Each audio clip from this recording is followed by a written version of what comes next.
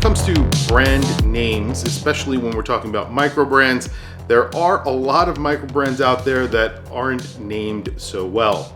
Today, we're taking a look at a brand that I think has a great name. They are called Sea King, King of the Sea. This is a very strong name for a micro brand. I'm not sure why anyone else thought of it first. They've made a watch that is very inspired by a vintage Omega dive watch. One of my favorite vintage dive watches, one that I would love to have in my collection. This is very heavily inspired by that watch, and I'll tell you about that in the video. So let's flip the camera and take a look at Sea King. So there are a lot of brands out there with some very weird names, specifically micro brands who, sometimes come up with names that don't make a lot of sense or are just weird, especially when you get into AliExpress brands. Some of the names are just downright strange.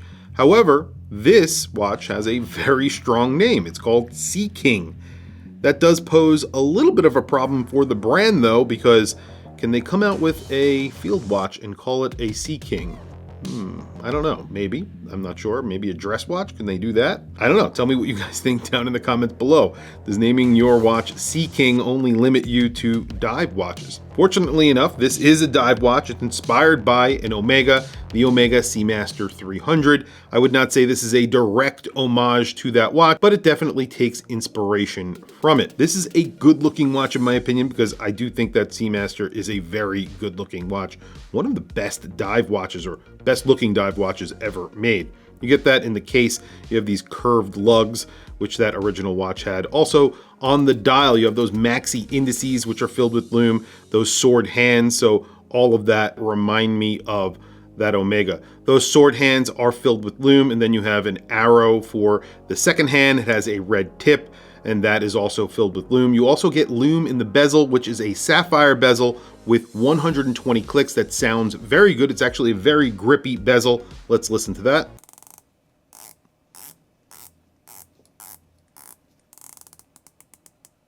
Sounds really good, feels really good, and looks good, because I really do like a sapphire bezel, and it actually doesn't wash out in different lighting. Very nicely done. I think this looks great. It's a matte black dial. It just says Sea King at the 12 o'clock or right below the 12 o'clock. Right above the 6 o'clock, it says automatic in red to match that second hand, and then it says 200 meters of water resistance. And then you have a date at the 3 o'clock. It's really nicely hidden because it has a color matched date wheel. It is black, and it doesn't really take up any of the index at the 3 o'clock. So you have symmetry, it looks good. You have the date, it sort of disappears when you don't want it, and it's there when you do. So that's what I like about a date. This is a 42 millimeter watch. I measured 41.8 millimeters, 13.3 millimeters thick. And you can see you have brush sides, you get drilled lugs, and then there are no quick release on the bracelet, but that makes sense because you do have drilled lugs, so use the drilled lugs to change this to a strap. You do get a 48 millimeter lug to lug, and that is a true lug to lug of 48 millimeters because you do have female end links on this president style bracelet. You do get milled end links as well, and I'll show you the bracelet in just a second. You have a crown that comes in at around 6.3 millimeters. It is signed. I would like a larger crown on this watch. I think it would look good with a larger crown. It's on the larger size, so it's a 42 millimeter watch. I think a bigger crown would look pretty cool. Screwed in case back, just says Sea King on it, and of course, information about the watch. That's basically it.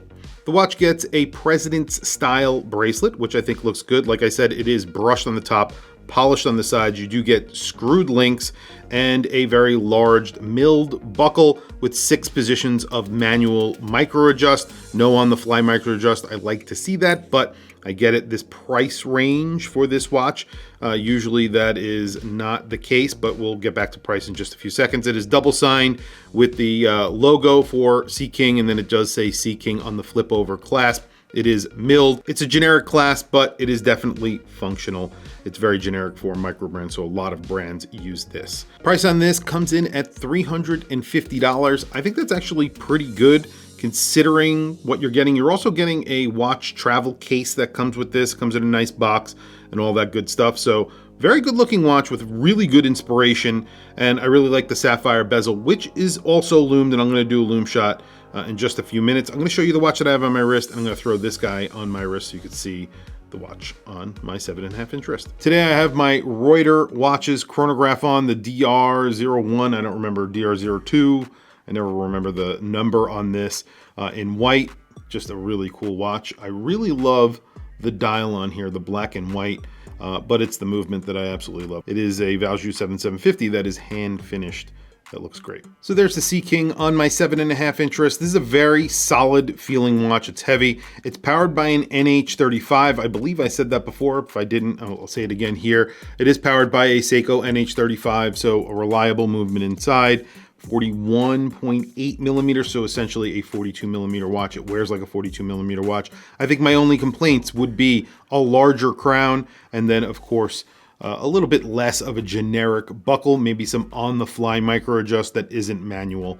Although it does get 6 positions, which is great. All in all, I think it's a good-looking watch, and at a very good price for $350, I don't think you can go wrong. Well, there you can see the lume is excellent on here. Very, very, very bright on the hands and indices. You have lume on the second hand, which of course I love because I can see that the watch is working in the dark. And of course you have a lot of lume on that bezel. So lots going into the lume here.